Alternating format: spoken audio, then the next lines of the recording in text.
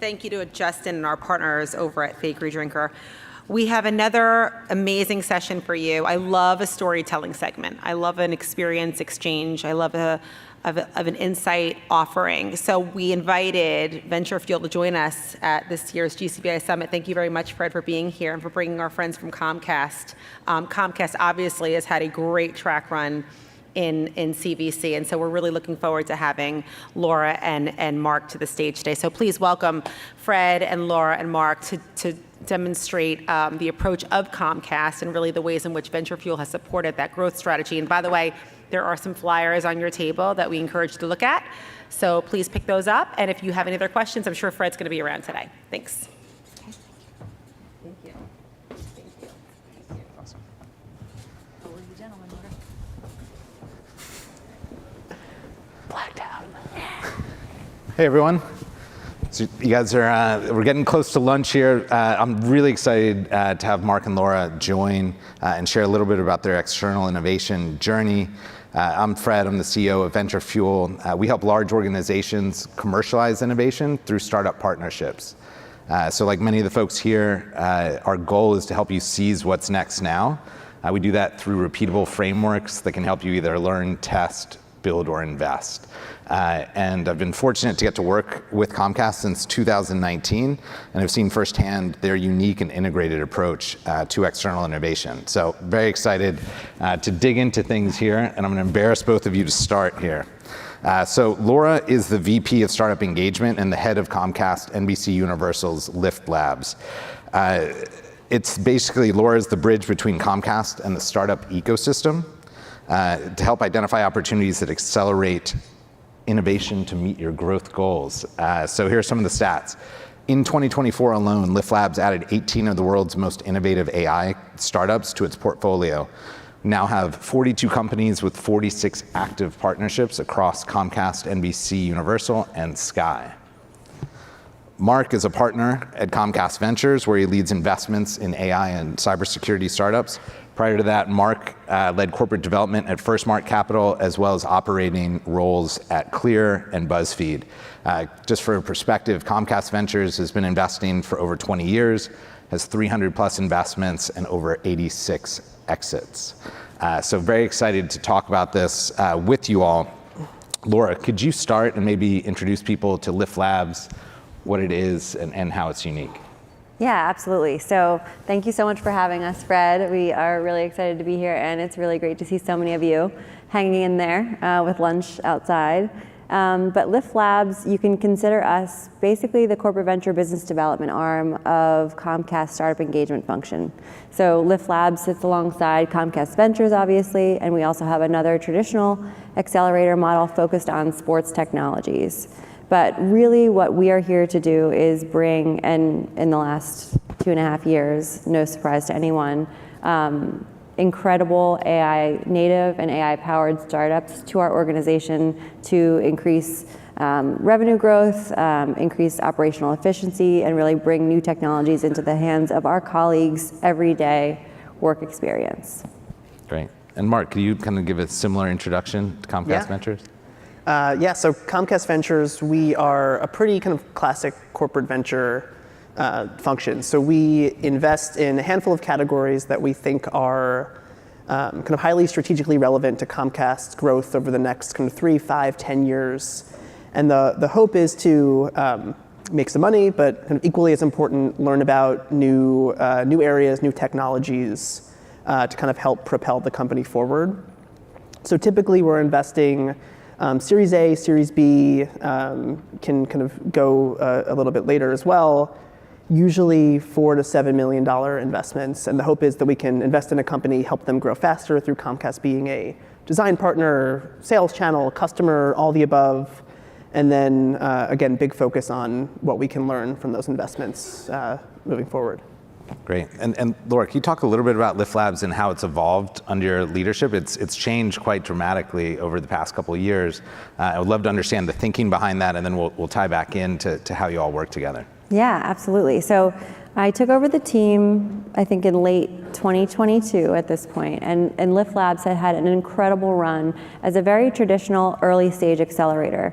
But I think at the moment in the ecosystem, as well as at the moment at Comcast, bringing in super early stage startups kind of wasn't meeting either of those stakeholder needs. So we took a look at the whole model, kind of tore it down with Fred there to catch us just in case we burned it all down, and rethought how we would do this. So number one, with technology changing so fast, we thought bringing in a batch of companies once per year, frankly, wasn't fast enough to understand what was going on. So we increased that to 2 batches a year. And then the other thing that we did was strip away the sort of upfront investment in these companies, which really forced us to the earliest part of the value chain. So instead of working with mainly pre-seed companies that had raised less than $500,000, we're now working anywhere from seed to frankly Series C with an average pre-program funding of around $14 million. But really, it doesn't matter about stage or pre-program funding to us. Really, what we care about is this concept of enterprise readiness. And so we need startups that are sort of ready to work with companies at our size with the opportunity to scale. And that's really, you could be pre-seed and fit that bill, and you can be Series C and not fit that bill. So that's kind of how we think about that. And this format has been, I think, really successful, as demonstrated by the number of active partnerships that we have going on. And that is truly because of my incredible team, who has an intimate knowledge of what business units are looking for in any given moment. And then that's kind of what drives our sourcing in the ecosystem. And one of the things I think is really smart about the approach too is it's not just about running pilots, right? A lot of people in this room have been doing this for a long time, and there's the startup petting zoo where you see a bunch of startups and everyone sees it and gets excited and then goes back to their day job. This is about commercial pilots with the lens of, does this scale to MSAs across the business and drive real returns for Comcast? So I love that you guys are measuring that as one of the key KPIs. Yep. And then Marc, can you talk about Comcast Ventures? How is it different from Lift Labs, and how do you guys collaborate? Yeah. So I think the major difference is we make direct investments, as I mentioned before. So typically Series A, Series B startups in a handful of categories. But there's just naturally a lot of collaboration, given that we probably obviously spend a lot of time in AI as a ventures group. Laura and her team have dedicated quite a bit of their time to AI as well. So there's a lot of overlap in themes we're looking at, kind of startups we're seeing in the ecosystem, and I think that really lends itself to a lot of collaboration. So selfishly for me, I get to leverage a lot of the kind of thematic work that Laura and her team do to identify what's important to people at Comcast. So they have really built a strong network of kind of leaders internally who they can kind of tap into for different learnings and insights and understanding what's actually going to move the needle. So I get to take all of that and help use that to kind of due diligence on startups to kind of make direct investments in as well. So that's kind of just one example of the collaboration. And I know we'll talk a little bit later about kind of examples of how that collaboration has turned into kind of a company going through Lift Labs, becoming part of the Comcast Ventures portfolio, and I think that's where you get a lot of kind of really cool flywheel effects. Oh, so would you say I make your job easier? I love that for me. Easier. Well, I think what's interesting is you guys definitely make each other's jobs easier, and the collaboration is really interesting. I think a lot of folks here have a more traditional CVC, and I'm curious, Marc, from your perspective, how do you keep those lanes clean between the CVC work and what Laura's doing? And I think some of it has to do with stage and focus of your investments, but just curious, as you all think about this as another touch point into Comcast, how do you keep those lanes clean? Yeah, definitely not perfect at the moment. There are definitely times where wires get crossed, and someone at Lift Labs may already be in touch with the company that Comcast Ventures has talked to a year ago or something like that. I do think having kind of the stage focus of us probably being a little bit earlier than where Lift Labs is going today helps kind of cut some of that, those crossed wire activities. I think some of it naturally is okay because it does show kind of the power of our company. I think especially in kind of enterprise AI, where kind of the general sentiment is like companies are doing short POCs and nothing is turning into real kind of durable revenue. Being able to talk about that we have this part of our company that is solely focused on helping startups like cut through a lot of the big company jargon and just like general kind of barricades that block kind of like real contracts from happening is particularly powerful for me as I'm kind of going out and pitching a startup and why they should take our money specifically. And Laura, kind of flipping the question, your background was very much in corporate venturing. So curious how Marc's work helps you and how you differentiate between the two. Yeah, I mean, I love, since our teams have kind of come under the same leadership, I think you can clearly see how we're making each other better and more efficient. I think and I think Marc is totally right, like we're not perfect and we're still sort of like bumping into those boundaries since this is kind of a relatively new orientation. But one of the things that our team sort of doesn't have to focus on, which you all do, is thinking about financial returns, but as a proxy for rapid growth of a company. And so I think Lyft Labs can sort of like fall in love with a founding team or an offering and sort of like hitch our wagon to that. And then Marc will kind of like help me sober up a little bit and be like, yeah, well, there's other people in the market that are growing much faster, and we've seen these. So it helps Lyft Labs make the best decisions when we think about scalability, right? Because anybody can run around and do a small scale proof of concept or a pilot, but really there's going to be, fewer enduring AI native companies, I think, as we, sort of move through this cycle, and the ones that are experiencing real growth as a demonstration of their ability to prove product market fit and traction, that's something we need to keep in mind and not just, we love these guys, Yeah. And like we're able to, like although sometimes like the wires do get crossed, but we're able to kind of catch it pretty early. Yeah. So the Comcast Ventures team is pretty involved in just like helping evaluate startups that kind of are going through the funnel to join the Lyft Labs cohort. So we can provide kind of our feedback. We've met this company, we've met 5 other companies doing the same thing. You probably should look at someone else, et cetera, et cetera. So I think there are some built-in kind of things into the process that help kind of alleviate any issues. And we can be kind of like a soft landing. Maybe there's a company that you're interested in, but you're not really sure yet, and you can kind of be like, actually, maybe we could see if you could work with, some of our colleagues across the business, and then that'll sort of prove out whether or not that could be the right fit.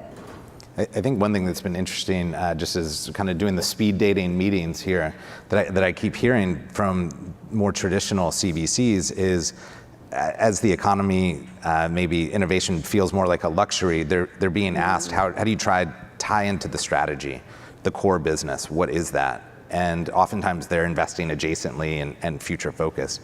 And I think what's interesting here on the Lyft Lab side is you start with business unit pain points, right? So everything begins with that. Here's something the core business wants to solve for, and they're bought in before we even look at startups. And in the past, some of those solutions, Marc maybe would not have invested in because it didn't have a venture return, or the quick win wasn't what was interesting from an investable aspect. So I think you're solving one of the big problems in the industry right now, which is that validation of the role of external innovation. Can you talk about, I'd love I got to give AI credit for the title of this panel, but the pilot to portfolio came out. I plugged in the questions. I was like, what should we call this? Can you talk about an example maybe where something went through Lyft Labs and then became an investment and part of Comcast Ventures portfolio? Do you want to take this one? Yeah. Oh, you know where I'm going. I think I know. Kind of the best example is a CV portfolio and Lyft Labs alum company called NLX, which is a tool for enterprises to build kind of conversational workflows, leveraging kind of all different types of AI models and kind of customizations to kind of make customer journeys more seamless. I guess, Laura, why don't you talk about kind of how NLX came into your world, and then I can kind of take the baton from there. Yeah, so they were actually a part of our first AI-focused cohort back in the spring of 2023. Yep. Yeah. At that moment, you recall there was, I think, out of the gate use cases that were really exciting for the general public, which was around sort of creative. And then there was like a very obvious fit around customer care and customer experience and customer service applications when you think about natural language processing, et cetera. So they were, that was a sort of burning use case from our business unit's perspective, and so it was very obvious that we were going to pull them in, and they had early phenomenal traction with other incredible companies like Delta, for example, so they had that enterprise readiness that we typically look for. And I think right before you go in, Marc, one thing that's interesting there is their customer readiness, their enterprise readiness was in a different industry. And I think that's one of the powers of this was having success in the travel industry, but we saw the use case and what it could be and how it applied to you all and kind of brought that in. Yeah. So sorry, Marc, go ahead. Yeah, so and I definitely kind of saw from the kind of sidelines how quickly NLX was kind of blossoming within Comcast in terms of people who were like all the way up to our CTO's organization and like very senior leaders who were talking about how kind of powerful this platform could be. So when the company kind of started thinking about their Series A round, it was kind of a natural conversation for us to kind of engage with. So, and there were a bunch of reasons kind of outside of that we had, I was very selfishly helpful that we already had all this great validation internally from our leadership who have kind of really deeply vetted the technology. But just seeing this was kind of, at the time, a seed stage company that had very large commercial kind of partnerships with massive companies. Like Laura mentioned Delta, United Airlines was among their largest customers. So combining kind of the validation that we already had internally with a company that was really punching above its weight from a sales and marketing perspective made it kind of a pretty easy decision to lean in to their round. So we wound up participating in that round, which was led by a fund called Circano out in Seattle. So one of the things that's interesting is startup partnerships with corporates sometimes don't go well. What do you mean? Yeah, I think everyone in this room can feel that pain sometimes. But according to Harvard Business Review, 70% of those partnerships failed due to misalignment in expectations and execution. I'm curious how you think about this as you structure Lift Labs to kind of bring that number more realistic, knowing that some are not going to work out, but really aligning to the business goals and structuring the pilots. Yeah. I mean, I think a lot of it was our willingness to change. I think when you're in the game for as long as we have been, if you keep going with your existing model, like if nothing changes, nothing changes. And we noticed that there was a mismatch in value creation from the startup's perspective and certainly from the Comcast perspective. So I think like humility is just sort of listening to your stakeholders and knowing that, hey, maybe we need to take a beat and switch things up. And so I love that our team is open to that. I love that, Venture Fuel was alongside of us for that. And I think, we try and do that all of the time, so we're always listening. So who knows? Actually, we've already made like micro changes within the new format over the last 2 years based on things that we've done. So I think my thought process is just be open to changing the model as market needs change. Yeah, I think it's really, this is not just blowing smoke, but like really after every cohort, we're talking to the startup founders, what was good, what was bad, what could be better, as well as the business units, as well as the executive leadership. So it's constantly being tweaked and removing anything that is fluff, that isn't driving towards the strategic goal. And so I think there's really something there. One of the things you all mentioned is that you've both been at this for a while, and Comcast overall, right? So Comcast has been investing for over 20 years, Lift Labs 7+ years. What do you guys attribute that success to? And Marc, maybe we'll start with you. Yeah, I mean, I guess somewhat something I think is pretty fortunate to have is pretty kind of steady leadership. So Comcast has been around for over 60 years. In many ways, it's a family business. So our kind of founder, Ralph Roberts, his son Brian Roberts is now the CEO of Comcast. So there's kind of very kind of stable leadership and a commitment to innovation from that perspective.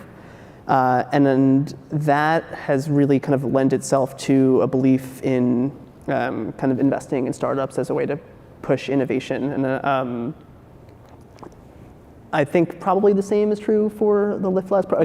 They've been around a little bit, kind of a shorter time frame, but I think there's probably some similarities there. Yeah. Yeah, and I think also the evolution of constantly testing and listening to the market internally and externally plays to that longevity as well. So we're down to the last minute. For the other corporate ventures in the room, is there one learning or piece of advice that you all have for them as they go back to their day jobs in maybe colder climates and need to generate excitement? And Laura, why don't we start with you? Or Marc? Oh, did you say me? Oh yeah, either one. You're both getting the question. Oh, okay. Yeah, I think my advice is, I think it's probably still the same, like enduring curiosity and humility. One of the things that I think that we do a lot is we can only know so much about so many different things, and so we rely on our colleagues a lot to co-diligence things and test things along with us. And I think that that's really because we are respectful of their time and we give them credit. And we try and shine a light on our colleagues who take time to work with these startups. So for me, it is a little bit about that humility and making sure that you're sharing your appreciation with the people that are absolutely on this journey with you, and just acknowledging that none of these teams, I think, do well on their own. We can only do what we do because of our colleagues' support, and of course, the same goes for the startups. So quick, just pushing on something Laura mentioned earlier, just testing and learning and kind of iterating quickly. So whether that's kind of within the Lyft Labs program or within Comcast Ventures, we do a lot of stuff to engage kind of our business units internally. And if something's not resonating, not working, we're pretty quick to change it. So just keeping that mindset rather than just doing things just because you've always done them in the same way. I found it's pretty easy to fall into that trap. Yeah, and I think it's learning, it's testing, and then investing in what works, really thinking about the scale-up opportunity. For anybody that wants any more information about how we do this, these repeatable frameworks, there's info on the table. We have a booth out here, happy to talk more. And please join me in thanking both Marc and Laura for their time today. Thank you all. Thank you. All right.